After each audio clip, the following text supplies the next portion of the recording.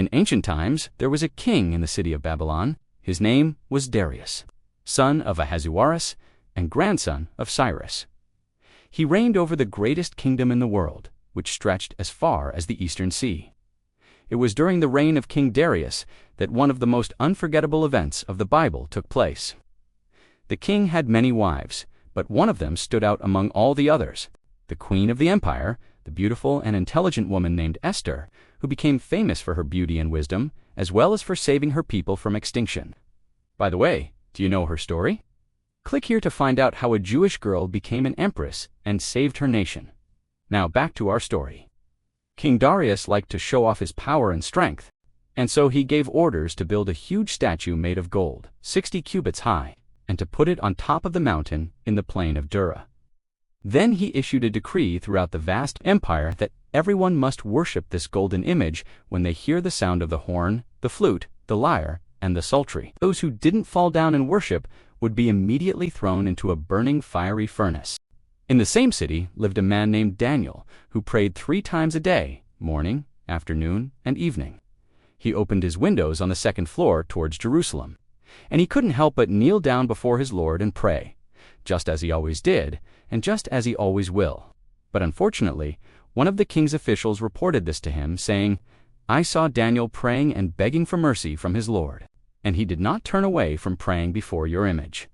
This was terrible news for Daniel, because if the king found out about it, he would have been severely punished. However, the official knew very well what kind of person Daniel was, how much wisdom and justice he brought to the king, and how important he was for the kingdom. So the official decided to take advantage of this situation and said to the king, "O my lord, King Darius, live forever. Make a law and establish a decree that whoever prays to any god or man for 30 days, except for you, my lord, the king, shall be cast forthwith with his prayer into the den of lions." The king agreed to this proposal, although he probably regretted it a little because he was aware of Daniel's righteousness. Then the king gave orders to seal up the mouth of the den with a stone, so that no one could get in or out. And then he left Daniel alone in that dark, dank place filled with hungry lions.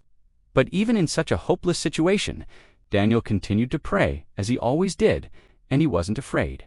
After all, he knew the God he was praying to was stronger than all the lions in the world.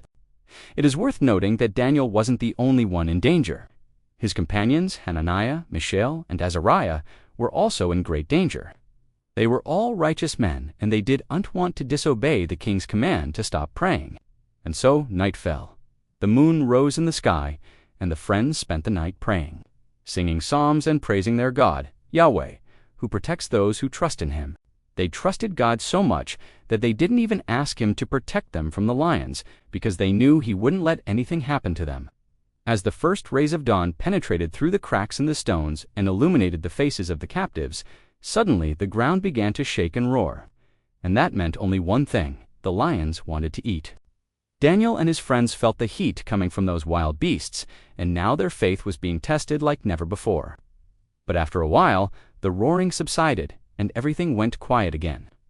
Perhaps the lions realized that their prey was too big for them, and they simply lost interest in eating them. However, the next morning, King Darius returned to check on Daniel. When he approached the den, he heard the sounds of gnashing teeth and growling, and his face turned pale with fear. He called loudly for Daniel to be brought before him, but only the lions answered his call. The king ordered the seal to be broken, and when he saw Daniel sitting calmly in the middle of the den, surrounded by roaring lions, he was shocked. Then he asked, "Daniel, servant of the living God, was it you who didn't turn back from praying to your God?"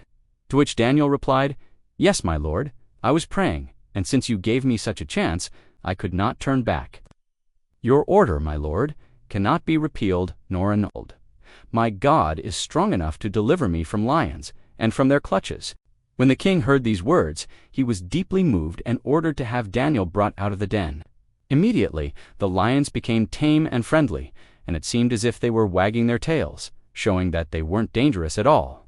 And when Daniel came out of the den unharmed, the king commanded that those who came with him, Hananiah, Mishael, and Azariah, should also be brought out, and they came out unharmed as well. After this miraculous event, King Darius learned a valuable lesson and understood that there is a God higher than him, whose servants he shouldn't interfere with. In gratitude for this lesson, he issued a decree throughout his empire that everyone should respect and fear the God of Israel.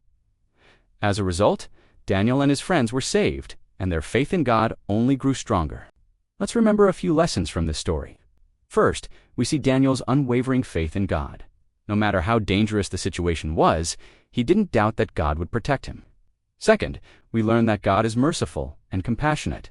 Even though Daniel and his friends didn't deserve it, God still heard their prayers and helped them.